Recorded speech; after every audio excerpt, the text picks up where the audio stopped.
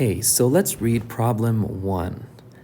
Starting with the fully 3D unsteady Reynolds transport equation, which I'm going to write down in a second, show that it reduces to m dot in equals to m dot out, where m dot is equal to rho, which is a symbol for the density, times area, times velocity for steady 1D flow assumptions with one inlet and one outlet. Be clear with all assumptions and their implications. So I guess what they're asking is for us to model some sort of engine inlet, that sort of thing. So the equation, which you can get in the supplemental data pack, is equal to the immaterial derivative dx over dt. And that immaterial derivative, which I haven't fully understood what that entails other than the fact that it accounts for more than just, look, I'll show it to you over here. The immaterial derivative has this convective term. So it accounts more than just the change of a variable with respect to time. It also has this dot product with the nabla applied to that x. So I'm not going to get into that because I haven't fully understood it yet, but hopefully one day. But right now I'm writing it down, and it has the derivative with respect to time of the triple integral. So there's going to be an integral here, another integral here, and a third integral here, because this is an integral of a volume of that quantity x, which is actually a small x. That quantity x times the density times dA. Now, written the dV for the volume, and this is over the volume. Written like this, it means that these could be functions of where you are in the volume. So just keep that in mind. Plus, now we have a double integral, which is the integral of the surface area of the control volume that we want to analyze, times our quantity x, times rho, times the velocity of whatever we're measuring, times n, and n is n hat. All of that closed times dA, because we're integrating over an area. Okay? Now, this is called the source terms. Well, it's actually, you replace the source terms in there. Now, we're starting from this, and the first assumption that they tell us is steady. So steady,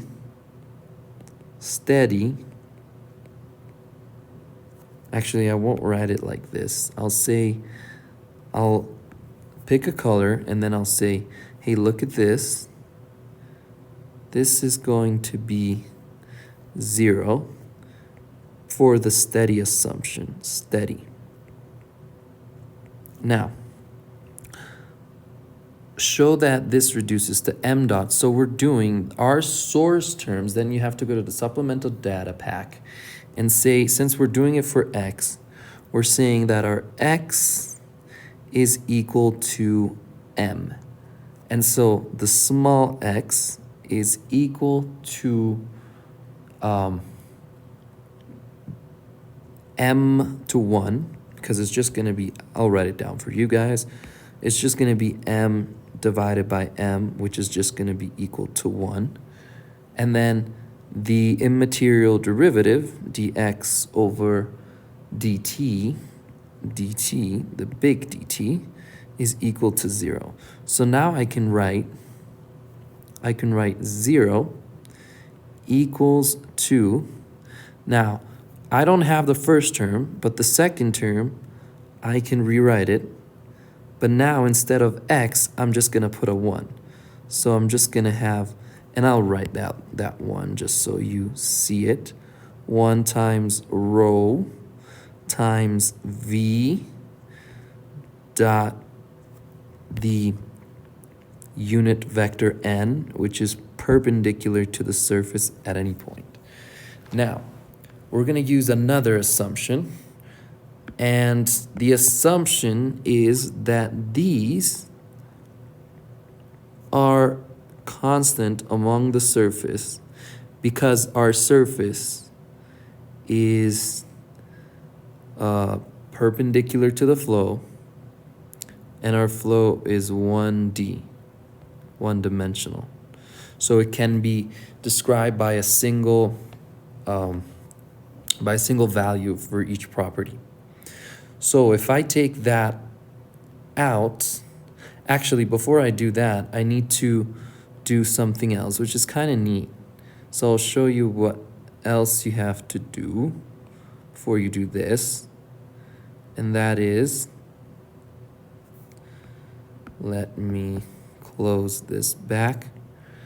That is, you can rewrite this as 0 is equal to the double integral, so integral 1, integral 2 of a times rho 1 v1, but with the dot product, and n1 times dA. And this is going to be over a1, plus the integral here of rho 2 times v2 dot n2 there times dA. And this is over a2. Now we can look at these guys and say that these can go outside because of 1D flow, which means that they're constant throughout the surfaces. So this one can go outside as well, 1D flow. So that means that we get R1 times V1. So V1 is going in, and n dot always points outside of the surface. So we need to put a negative V1. We can get rid of the vector symbol here. And then we have the double integral over the surface 1 of dA plus, we do the same thing here. These are constant throughout the surface. Now V2 points in the same direction of n, so their dot product is just going to be V2, assuming they point in the same direction. And then we have the double integral over a2 of dA. Now, this just becomes, these two just get simplified to a1 and a2. So we can rewrite this as 0 is equal to rho, I'll swap the two. I'll say rho 2 times V2 times A2 minus rho 1 times V1 times A1. That's good. And now we can write that rho 1 V1, or if I want to keep the equal sign where it is, I'm always trying to keep this visually appealing. Rho 1 V1 and A1 equals to rho 2 V2 and A2. And now we'll notice that this is